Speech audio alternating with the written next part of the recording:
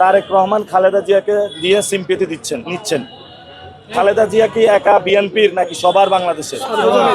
উনি গণতন্ত্রের জন্য লড়াই করছেন আর ওনার ছেলে গণতন্ত্রকে গলা টিপে হত্যা করছেন। এই জন্য আমরা বলবো, যারা বাংলাদেশে ভোট দিবেন, যারা খালেদা জিয়াকে বিক্রি করছে, খালেদা জিয়ার মাধ্যমে সিম্পেথি আদায় করছে এবং সংস্কারের বিপক্ষে দাঁড়াচ্ছে, আপনারা তাদেরকে ভোট দিবেন না এবং এর মাধ্যমে আমাদের সংস্কারের হা ভোটকে জিতিয়ে নিয়ে আসতে হবে।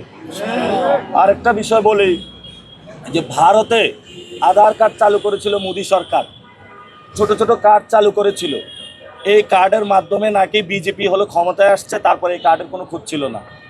তো বাংলাদেশের মানুষকে আহ্বান জানাবো, বিএনপি যে কার্ডটা দেওয়ার চেষ্টা করছে, ফ্যামিলি কার্ড, কৃষক কার্ড, এই কার্ডের মাধ্যমে বলা হয়েছে তাকে এটিএম কার্ড থেকে এটিএমের মাধ্যমে হলে 10 থেকে 15,000 টাকা তুলতে পারবে। এটা মানুষের সাথে প্রতারণা এবং ধোঁকাবাজি করছে তারা। এবং এই কার্ডের অধীনে বিএনপির মধ্যে আওয়ামী লীগের অনেক লোক অনুপ্রবেশ করেছে।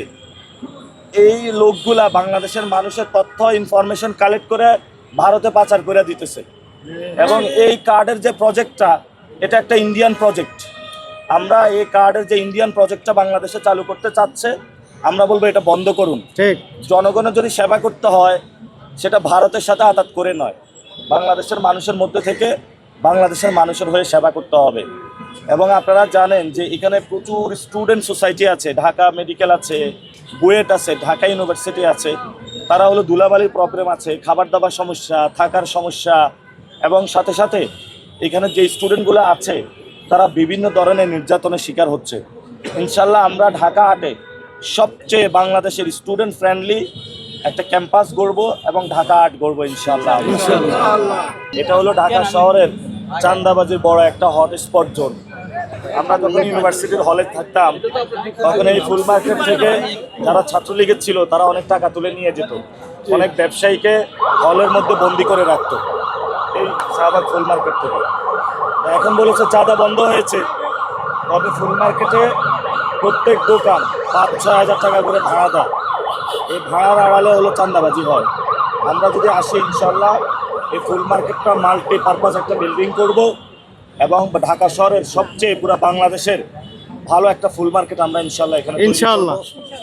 আমরা আরেকটা সমস্যা ঢাকায় দেখতে পেয়েছি, যে যারা কাঁচা বাজার করতে যায় তাদের একটা সমস্যা হচ্ছে, অর্থাৎ কাঁচা বাজারে যাওয়ার পরে ময়লা পানি বিভিন্ন কারণে সব জামা কাপড় নষ্ট হয়ে যায়। যারা আমাদের মহিলারা আছেন, আপুরা আছেন, তারা কাঁচা বাজারে মার্কেটে গিয়ে কাঁচা বাজার করতে পারেন না। আমরা হলো যে কাঁচা বাজারগুলো আছে এগুলাকে হলো কয়েকতলা বিল্ডিং বানাবো, যেটা আপনারা পলাশী মার্কেটে দেখেছেন বুয়েটের সামনে। তো এই মার্কেটটা যখন এইভাবে বানাবো তখন সবাই কাঁচা বাজারে এসে সুন্দরভাবে মার্কেট করতে পারবে। আমরা ঢাকা আটায় এই জায়গাটা ইনশাল্লাহ নিশ্চিত করব। এবং আপনারা জানেন যে এখানে পিজি হসপিটাল আছে, এখানে বারডেম হসপিটাল আছে, বাংলাদেশ থেকে অনেক রুগী আসে।